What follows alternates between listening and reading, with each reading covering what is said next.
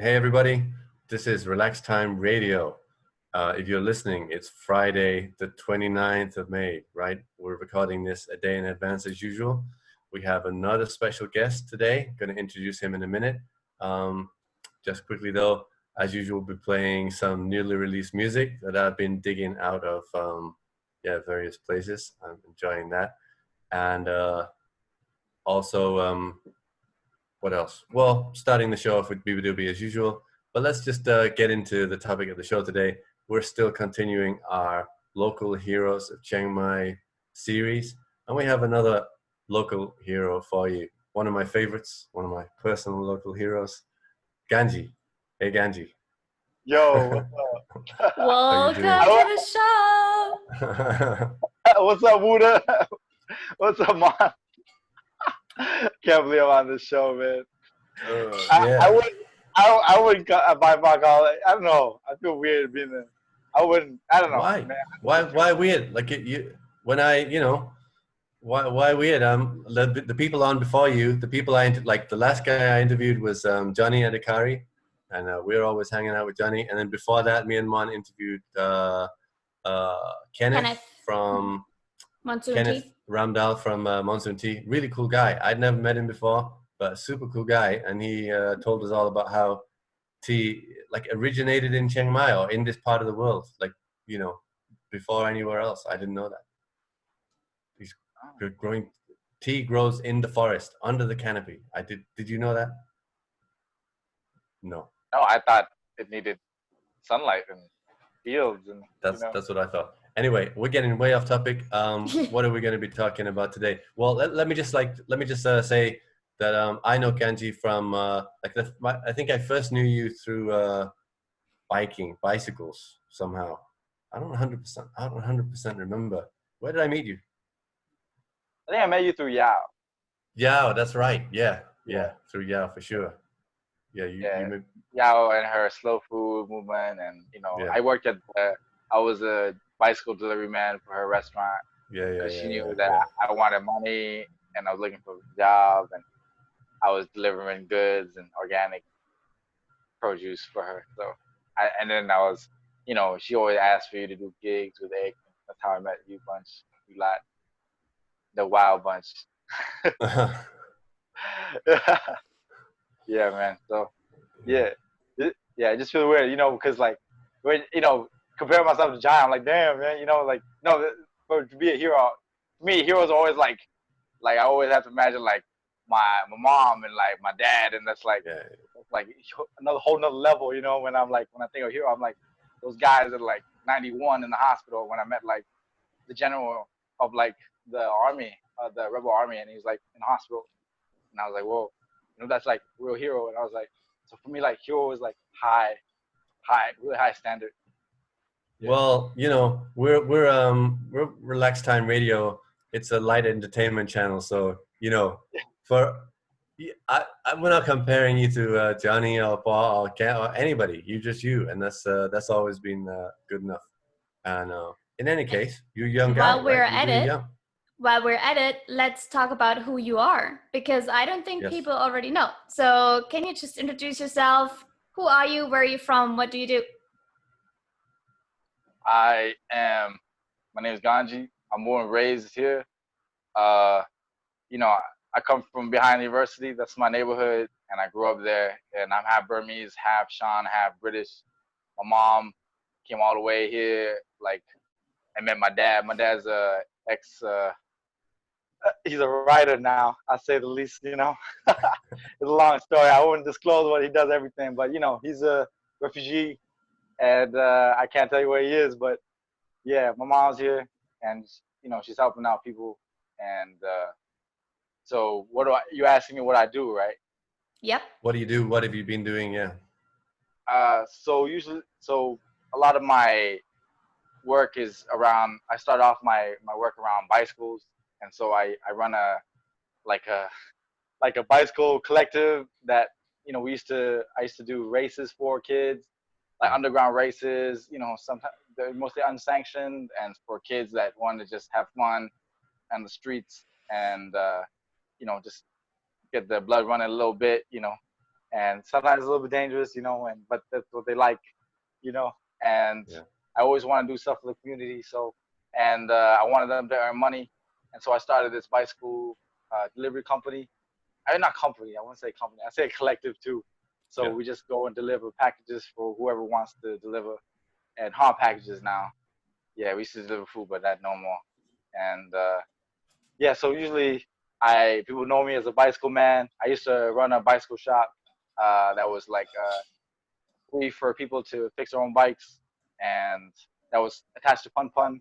People will know me from that. It was like a community bike shop where people would come and fix their bikes for free. If they had no money, they can get recycled parts and learn how to fix their own bikes. And yeah, and that's what I wanted. So, and then I met you lot, and we started doing, you know, more bigger plans. Because one of my big goals and dreams is to change Chiang Mai to become a bicycling city, right?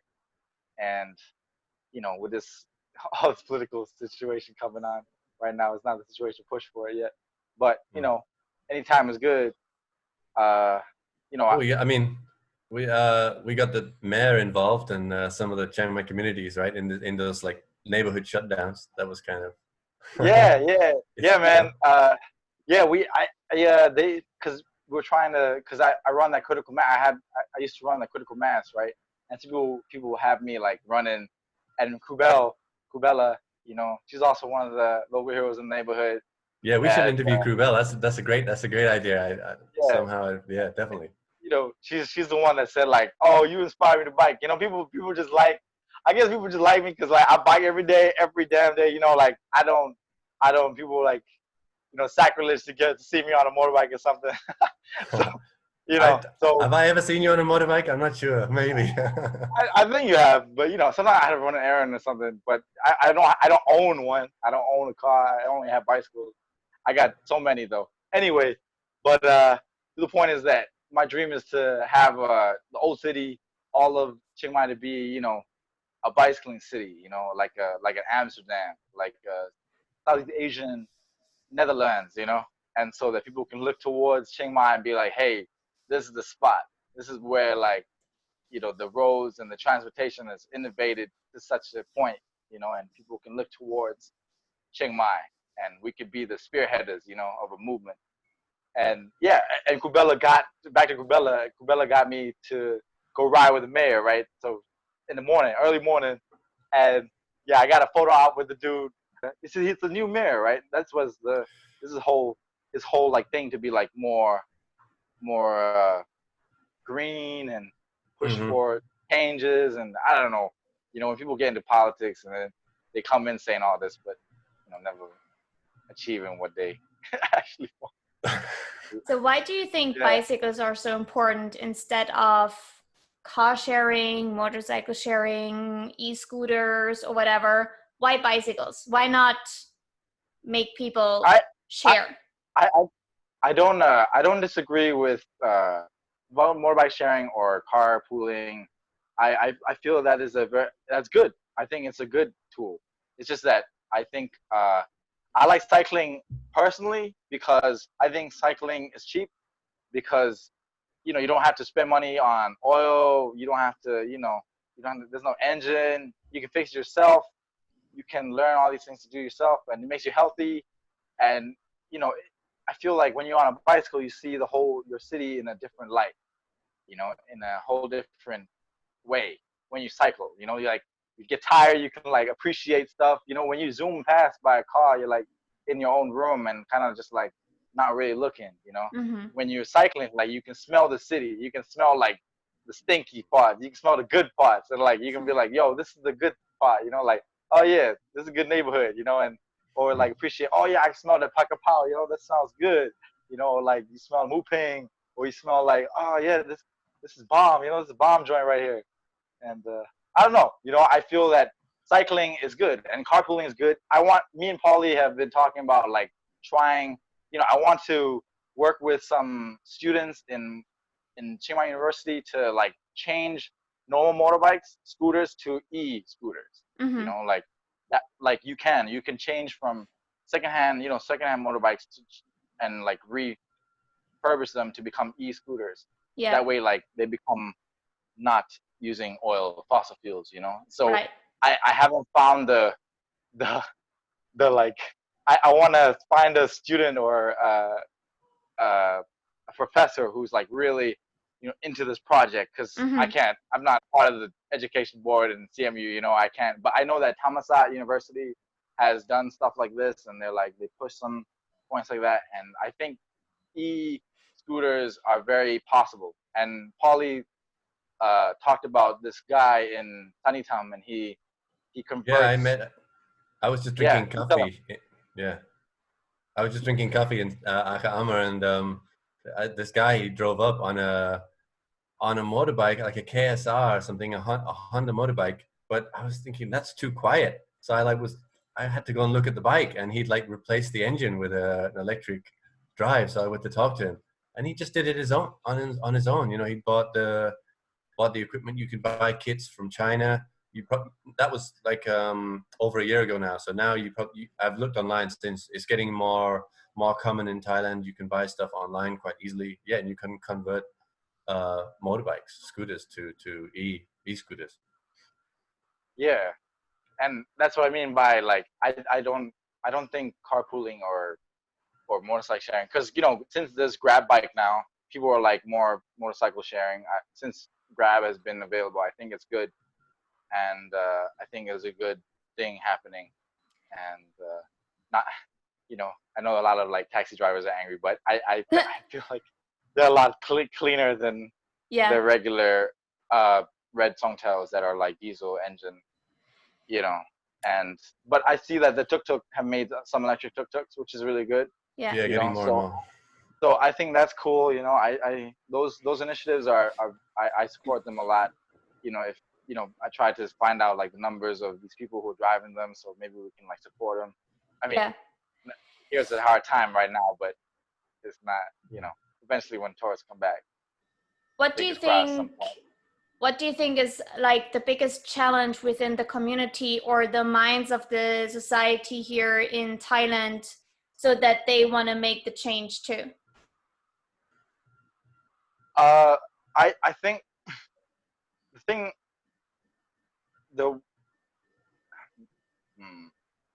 so usually I have a lot of friends in university, and you know, the main reason why people are there, I ask my friends, and like, I ask them like, why don't you ride a bicycle, man? And they're always like, it's hot. I get sweaty. You know, I'm lazy. You know, straight up. I understand, you know, like, I understand, like, you know, even if when they go 7-Eleven from the condo, they take a motorbike, you know, like man, you could walk. But, you know, it's like you said it, you know, like convenient. People like convenience. Right. If it's convenient, they'll do it. You know, but that's fine. That's like all the gloves and hoodies and everything. Like, I don't think that's a good argument. I think it's an Asian thing. I actually cover up. You know, if I'm riding bicycle a lot, like I wear long sleeves, or like, you know, if I'm in the sun often, I would wear gloves. And I mean, I know why, right? Like for the skin to be safe and not get burned and everything, which is fine. Yeah. But like, it's still freaking hot, even if you're on the motorcycle. Like, I wear a scarf, right? Just to not, like, I get from the wind sometimes muscle pain. But man, this scarf, I'm getting off. I feel like I have to shower every time I get off the motorcycle just from a scarf. So I think the hot argument is like, we can put it under the convenient argument too, right? It's just like, that's what they these are what they say, you know. I'm not gonna argue what they say, you know. This is just like their point. Totally. So you know, they'll be like, oh, there's no place to shower in their workplace, you know, like you know, and there's no like secured parking space for their bike. You know, they're afraid that their bicycle will get stolen, and that's like, these are the reasons that they give me, you know. So why won't they do it, you know? Or like, some my lady friends say like they might get scared, they get big legs, you know, or something. I don't know, you know. These are just like some points. Well, I mean, they're good points, like at you know, to a point. But So if we want to change something, especially like in places that are massively polluted at seasons, I think like it's definitely like looking into how we can change that. So the first approach would probably be, in my opinion, and that's where I usually start, education. Like, how can you secure your bicycle? Where are good parking spaces? And then maybe create parking spaces that are safe, for example. Yeah, I mean, if you create parking this, I mean, I feel like a lot of like, you know, these new cafes have parking spaces for bicycles. You know, they want to initiate, you know, like bicycle culture, and Yeah. but people, I don't see a lot of people biking, you know, but I feel like people want people to do it. But you know, when kids grow up, like I feel that a lot of kids are told like, oh, don't ride a bike, it's dangerous, you know, because that's what parents will literally tell kids, Yeah. you know, because But you they know drive a it's what they're motorcycle taught. without helmet when they're 8. I mean, you know, I'm not gonna. I'm It's not just my job, you know. no, Yeah, no, yeah. I'm just asking. It's I'm like, just saying, right. yeah. And so I'm just like, you know, you're. I can't go up to the parent, you know, and be telling them how to parent, you know. I'm just like, this is what they believe, you know. And so the Yeah. whole this, you know, I'm trying to. That's how like when we bicycle, Kubella and all the bicyclists are like we're trying to change the mindset by showing, you know, like that bicycling's all right. You know, if you I feel that we're doing it by example. You know, if we can do it, you can do it. You know, like that kind of way. Because people don't like being told what to do. You know, nobody likes being told what to do. People like to be shown. Like I feel like it's more if people like being shown what to do. But if you really want to force people to do it, then you gotta have a law. You know, I feel Right. like that's the only way to like make Does it? Yeah, one way would be love it. Another way would be like a small advantage. Like the human psychology is sometimes quite funny. Like when they in different countries, including in Thailand, when they brought the plastic bag ban in, like a 7-Eleven or the supermarkets, right? And this is the same in the UK where I'm from as well. They made so they still have bags in the shop. You can buy them, and they're only like 1 pence or 2 pence or 1 baht or 2 baht or something. But when people have to think about buying it, then they remember to bring their own, right? If it was free, then they wouldn't remember. And like I think the thing is, in somewhere like Amsterdam, I've been to Amsterdam. There's a real benefit, like because there's some places you can go which you can only go on bicycle. Imagine if in Chiang Mai the fastest way to get through the university or the fastest way to get through Niman was on a small road which only let bicycles. I think a lot more people would use bicycles because they would have some advantage. That would be like a way to do it without really having to have like heavy laws, it's just an idea. I think what you're pointing towards is also like having incentives, like going to the cafe and getting like incentive, right? 5 cents, but sorry, we're talking about all the currencies, 5 baht off your coffee because you're coming with a bicycle or something like this. I think just the same, like as you said, with the plastic, using no plastic straws, whatever, bringing your own cup, that a few places got these incentives. So maybe that would be a good idea to talk actually to cafes like, hey, do you want to join our, collective and offer an incentive to people who come with bicycles, for example? Yeah, I know there are a couple of cafes that do that. There's a bar that also does that. They used to do that. I don't know if they do it anymore. Get a free shot and drive drunk home on your bike. Yeah. Now they actually pass a law where if they get caught on your bicycle, you get you don't get as much as a car, but you get like you can still get fined. Oh really? Yeah, you get like 300 baht or something. But on a motorbike you get like 2,000, 3,000, like a lot of money, like. Well, I don't drink, so I don't know. But I just thought it's funny. Yeah. That's why like I want to talk to like insurance company, because like insurance companies are big, right? And so in America they make a deal where like if you bike to work you get higher pay a little bit, because like it takes off your tax, I mean your health insurance, because it shows that you do like more exercise, and you do like more. You should do like a 5-day bike week, like, and like do this and these incentives where you get like maybe you get less off your insurance deal, or like that's how they incentivize stuff. And because I lived in Portland, Oregon, it's like the bicycle capital of America. So this is how like they've been pushing stuff with like government, and like other companies, and companies will get like special mechanics come to the workplace and like they will fix your bike for free, as the company will pay for it. And this, I mean, this is a whole late stage. That's a late game, like we're not at that stage yet. We're far from that stage.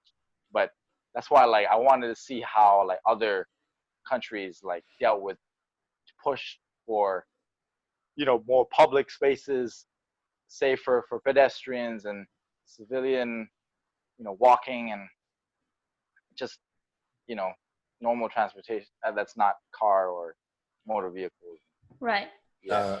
But we actually. Hey, can I jump in? Sorry. No. I was just gonna say. Okay. Well, okay.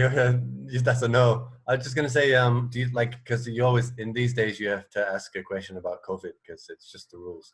But do you think this COVID situation is gonna have any influence on bicycles or bicycling or Chiang Mai transport?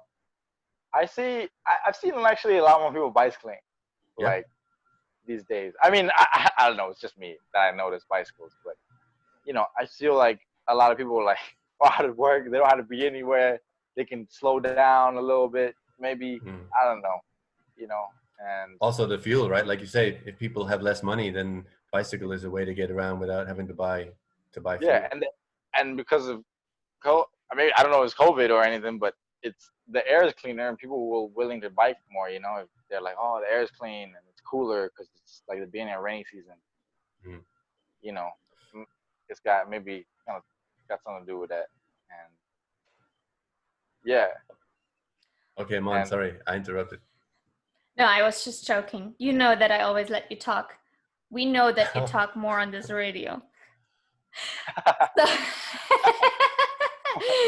So now that we got this out of the way, I was actually really interested because you have a new project as well.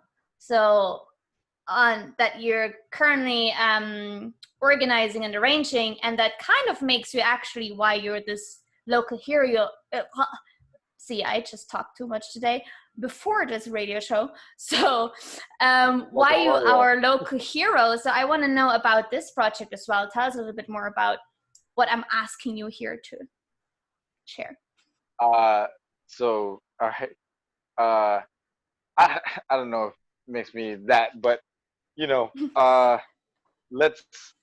so about a year ago I started this I don't know, I got a friend who always told me that he likes my voice, and he told me his name is Binky. I don't know if you know Binky. Oh yeah, sure, I know Binky. I of course know Binky. And so whoever's Chiang Mai been here long enough knows Binky. So from the Healing House, right? Like, from the Healing House, that's right. And so that was the spot where I started. Like, he told me to start rapping, and so and I started rapping, and I was like, because I really love hip hop, and I was like just watching hip hop videos and watching people, telling their stories and telling about their struggle, and that, and the lyricism and the poetry that goes into that, and the wordplay, and I really like it, and people really listen to it, and people who listen to hip hop like get 1 million, 2 million views, and that way could get out a message. If I want to send out a message, this is a way to do it. People that way, like, it's not like another a newspaper article, that people are bored of. People don't want to see that. People want to see something more creative, or something that was fun, or and so I was like, this could be a way that I could like bring the struggle of my people, to a new place, and so that's why I started a hip hop group called Triple Edge, and I brought I wanted to be a multi hip hop group that spans across the border, telling the stories of war, or migrants, or refugees, or work, or cops, exploitation, or anything that was to do with society and what people felt. And that's important, you know, that people can resonate with and they can stand behind, you know, and tell the story that, you know, that it's not about, you know, pop stuff or pop culture or something that I'm trying, you know, I'm not trying to sell anything. I'm trying to tell a story, you know, that some people can listen to and that you can learn something, you know, and that you can learn forever, you know. You can listen like way down the line where you can still know what happened, you know.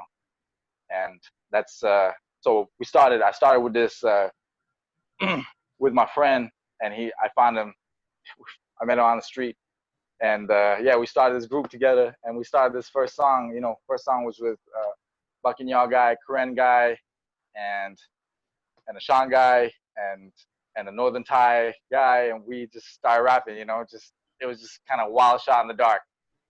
No, you just want to see what happens, and it got really good feedback. And you know, I didn't expect nothing. You know, I was just like, we're just doing it, you know, because it is, you know, it just has heart. And everything we do is with heart, you know, full heart. So that's and then we just kept on doing it. And anyway, we started this thing and it became big, you know. And the start of this year, we had our own concert at Paul's at Top of East, and you know, I gave out free food and raised money for the refugees on the border, and it was great. You know, people had a great time. Everybody that was there felt accepted and felt like it was good energy. You know, even though we're rebelling against the powers that be, people in the place, you know, in the spot felt good energy. No matter where you're from, you know that the struggle is there.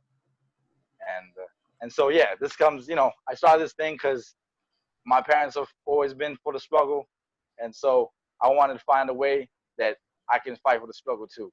And this is the way, you know. And I always knew one day that my life will always be around politics, no matter what. And so anyway, so now this project, that upcoming project, is that, I mean, Triple Edge is always about supporting the refugees or wherever it needs to be hit, you know, wherever it needs to be sent to. You know, our money wants to be given back to the people. And so so we're trying to do thanks to Paul, Opal, and you, and you know, we're gonna do this campaign, and we're gonna hopefully raise the mark of 10 million baht for rice for refugees on the border, because they don't have they have a shortage of rice because of donation cuts and aid funding, and it's been happening for 2 years now. And you know, they're surviving on a string, on a thin thread, you know, and we're just like giving bit by bit, you know. And some people have, you know, killed themselves because they don't know way out or anything, you know. And because of this COVID, it's become more restricted. People can't, you know, do like small jobs that earn just a little bit of money they got just to feed their families, you know, for a few weeks on rice and oil and nuts. That's all they eat, you know. And yeah. So yeah, so like 1,000 baht a month is like nothing, you know. I'm like, people earning like, you know, the minimum wage here is what? You know, even migrant workers don't even earn minimum wage sometimes, you know, because they don't got an ID, so they don't have to be paid full time. So these are all like everyday injustices that you know, people don't know. You know, some of my Thai friends don't know, you know. And because I had this group, people like, you know, be like, oh shit, I didn't know that, you know, like, and because so we send our message, you know. People, you know, even if it's people in the city know, it's better than nobody know, you know. And right. So before we go on, let's loop back a little bit because it was a lot of information. So you have this hip hop crew now. It's called Triple Edge. How many guys are you? Yes. We, it's like a collective. So everything I do is like a collective, but it's a lot. I would say that I have 9 people under this name. Awesome. Yeah, all from different. So let's say 8 to 10. So we're right in between. So, and right now you all together, with support of a few different other people, you have a project that is what's called? It's called Rice for Life. Great. So Rice for Life is the project. And so with this project, you're trying to actually get funds so that you can buy rice for all the refugees and IDP which is internally displaced people in the camps along the border between Thailand and Myanmar. Is that right? That's right. Okay, cool. So how many people do you think are in those camps? Together, everybody will be around 6,000 plus people. Wow.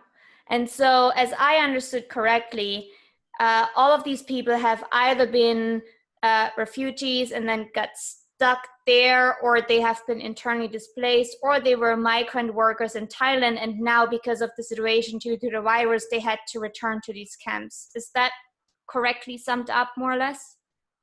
The migrant is just another. It's just Okay. about. Okay.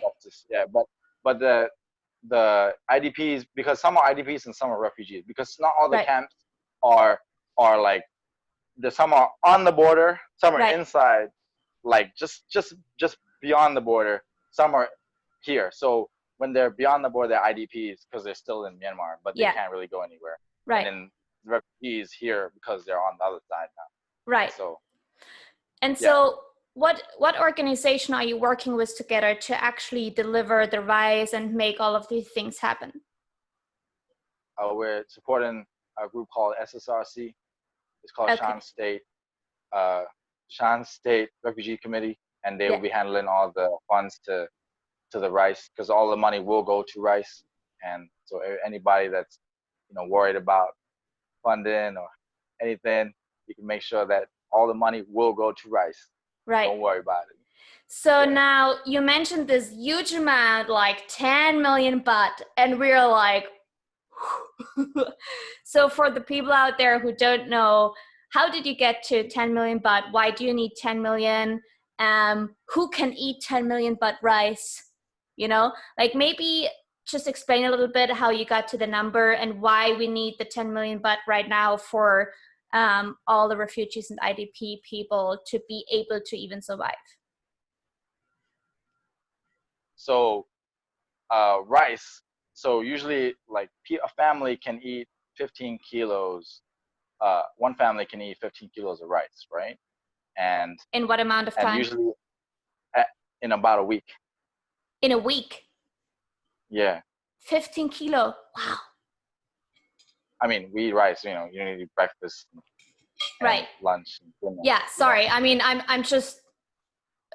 I'm one single person. That's why I'm like, I can't calculate for a whole family. Sorry. I'm just like a bit mind blown about the 15 kilo, but yeah. Yeah, no, it's all good. And so, a bag of rice is 50 kilograms, and then a bag of rice, the cheapest, we can't even afford like the perfect bag of rice, because the perfect bag of rice is like 1,500 baht per bag. Wow. Right. So the regular bag is like our cheap bag is 800, and that's a deal. That's like broken rice. Those are like just like the scraps, like they're not like perfect ones that you see in the restaurant, like that are full grain.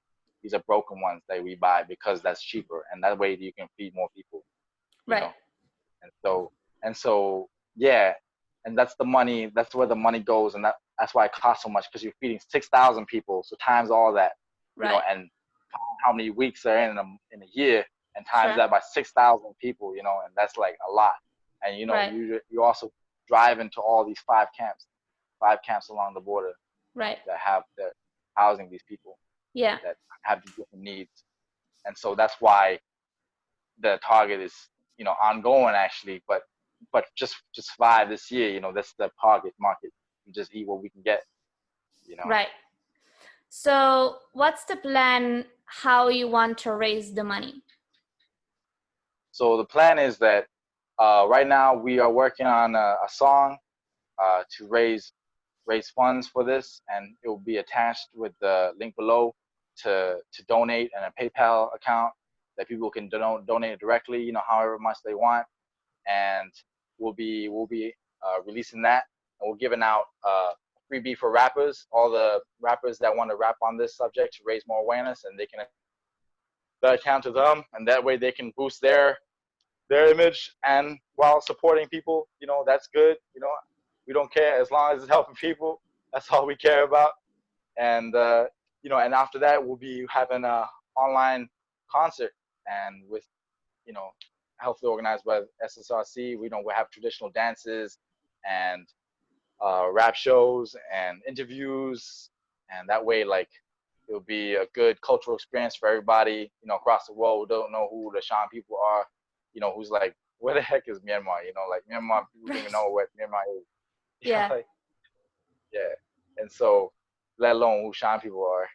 And so, anyway, I think it'll be a good cultural experience, and people can, you know, will have a ticket price online. You can watch online and just support and have a good time, and we can share a story through these phones. You know, that's how we're doing. I love it. Yeah, and that way people can, you know, see what they're supporting, see the people, the faces, and feel connected, and know that they're real people out here, and, you know, we're the real deal. You know. When are you expecting the song to be released? The song should be released. We'll finish recording. We should be finished recording. Fingers crossed. You know, you can't expect everybody to be perfect on the bars, but Saturday is the recording, and hopefully the promo vid will come out this weekend. You know, if everything goes right, and if we have a music video for the for the song, the music video should come out mid month next month. And if we have music video, but if not, we just coming out with a song. But we'll see how it goes. And but that's what it is, and we'll be keeping everybody up to date for sure on Triple A. Amazing. Yeah, on SSRC. So in the meantime, like, where can people find out more about the Shan people and this need for like rice at the moment? You go to SSRC, Shan Refugee Committee. They just posted a new infographic on the situation right now, and you can see of all like the military camps that surround the refugee camps, and like why they can't grow stuff around there, and the borderline, and how they like are in what kind of situation they're in. Also, yeah, there's a lot of articles on the Facebook page. You can look through them if you want. And yeah, or you can just message Triple Edge if you have any more questions. Yeah. Okay. All right. Well, we can share some links as well. So we have like in the video description, we usually share like a music playlist, which we always do anyway, and we share some links like to the SSRC website and Facebook page, and to Triple Edge too. Yeah. And I think I would like to ask one more question before we wrap it up. If you could share one thing to, like, if you had the option or the opportunity to speak everyone in the world, what would you want them to know about Shan people that maybe they don't know? Shan people. I mean, I don't know if people know, but I mean, I personally want freedom for all of Burma, you know, for all the ethnic people, you know, and so I think people don't know that there's a war in Burma. We have the longest civil war in the world. Right. We have 70 years ongoing, you know, and so like that's what I, you know, say that there's so many injustices in my country, and that I just want freedom for my country. That's it. And we're alive. Yeah, we still live to this day. Mm-hmm. Well, we hope we can support, you know, getting this message out with the show today and with ongoing support. So we hope we can be a voice for you. Thank you very much. I appreciate it. And so yeah, we'll follow up in our show next week. Hopefully the song will be out and we'll be able to share. I don't know if we might not be able to play it online. I'm not sure about that. We'll have to see on the radio. Anyway, we can probably we can share it one way or another, though. You know, and we can definitely share the fundraising campaign. Yes. Because who could argue with raising, you know, buying rice for people who don't have any food? That's right. So. I think we're gonna do the same thing. Like when was it? Oh, with poor. We did the same thing with poor. So I want to invite everyone to donate and to send light and love, because that's nothing from the radio. That's all coming from me. and probably from Paul. I'm just because Paul and me, we are kind of No, like, no, no. I'm mean. I'm not interested. But please check the links out below, really, because that's why we are doing this local Heroes of Chiang Mai series, because all of the people that we talk to refuse to be called a hero. Maybe not on the show, but everyone, they messaged me afterwards, or they messaged Paul, and they've always said, like, we don't feel like we are heroes, but they are. Not because they've done something like maybe huge as people that you know, or they've done, like, they donated millions of dollars or whatever. No, but because of who they are and what they stand for, and that they just shine the light on messages that we normally don't hear. And that is just so incredibly important, especially in a world like this today. So I encourage everyone to Donate. That's it. Info down there. Okay. Yeah, support the people. That's all that matters. Okay. Yeah. All right. Thank you so much, GanJi. Great to Thank see you. Thank you. It's great to see you, Paulie. Good to see you, man. Looking forward to the song. Looking forward to the song. Thanks, man. I will pull out. Yo, I should give you a shout out, man, for sure. I got one of the best sax men on the city, yo. What's up? See now I'm the one that's like, no, don't say that. Yo, man, you can be like, yo, I got my name shout out rap song. A political rap song, yo. He's like, ha ha ha. Oh, hey, I can be political. I bet you. I know you can. But behind closed doors, though. After you know, a bottle of wine. There's spaces and places. Well, I don't know what else to say. Spaces and places. Yo, after you're loud. Yeah. Let's just say that doing a relaxed time radio is not part of me fulfilling my political mission in life. However, don't worry, Paul. You know. Don't worry, man. However. I know you, Paul. Don't worry, man. I got you. Okay. Yeah, don't worry. All right. Love you, GanJi. Well, thank you so much, GanJi. We're going to record the end of the show. If you want to stay on and just smile, you can. Oh, okay. Nah, I'm good. All right. Thank you. Thank you, guys. I appreciate you. Yeah. Thank you so much. All right. I think you can again. Yeah. See you guys. Thank you. See you. All right, everybody. That was GanJi. We were talking to him about bicycle activism and trying to make Chiang Mai a bicycle-friendly city. GanJi's done a lot of that over years. In actual fact, the first time I met him, he told me his story about how he got involved in bicycling. And at the time, he said before he was bicycling, he was running, and he ran to Bangkok. So he was like running around the country. No, seriously, he was running around the country. I mean, I love walking, but please, can I not run to Bangkok? That's crazy. And then someone told him you should get a bicycle. And so he got a bicycle. And then, and then he bicyced to Bangkok. He's right, he bicycled to Bangkok. Yeah. Well, I then read a run, to be honest. This was when he was really young. So he's a serious bicycle dude.